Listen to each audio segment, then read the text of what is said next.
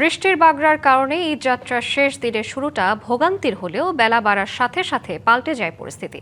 দুপুরের পর থেকে অনেকটা স্বস্তিতে যাত্রা করেন ঘরমুখ মানুষ। রাতে রেল স্টেশন ও বাসে যাত্রীর চাপ দেখা গেছে। সদরঘাট লঞ্চ টার্মিনালেও যাত্রীর ভিড় রয়েছে।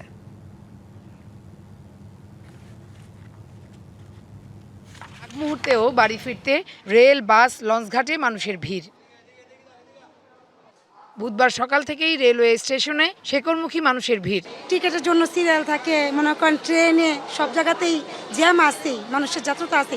ঈদ তো না, ঈদ হয়েছে আনন্দ হয়েছে সব। আমরা ট্রেনে টিকিট কাটছি, আসলে বলতে পারবো যে উঠতে পারবো কিনা। মোটামুটি আছে, ওই রকম এত ভিড় নাই, আজকে তো কম ওই ভিড়টা। অনেক ভালো, ভোগান্তি তেমন হয় নাই, ট্রেনে খুব স্বচ্ছন্দভাবে আমরা যাতায়াত করতে পারতেছি। ছাদে যাত্রী ওঠা ঠেকাতে রেলওয়ে কর্তৃপক্ষ ও আইন শৃঙ্খলা বাহিনীর তৎপরতা দেখা গেছে। কালকে আমার হাজবেন্ড গেছে, 26 ঘন্টা লাগছে যাইতে। আজকে ভালোই আছে, জ্যাম কম আছে। হচ্ছে কি কোনো সমস্যা হয় বা ট্রেন উঠতে পারি কিনা। এখন তো আসার পর দেখলাম পরিবেশ আলহামদুলিল্লাহ খুব ভালো।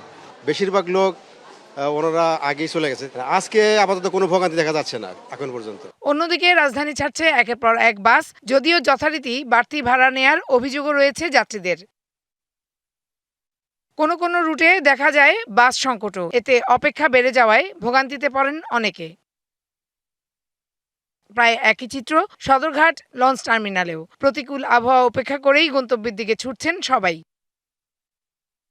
এবার ঈদ যাত্রায় ভাড়া নিয়ে অনেকে অভিযোগ করলেও লঞ্চ মালিকরা বলছেন ভিন্ন কথা। জানান সরকার নির্ধারিত ভাড়াই নিচ্ছেন তারা।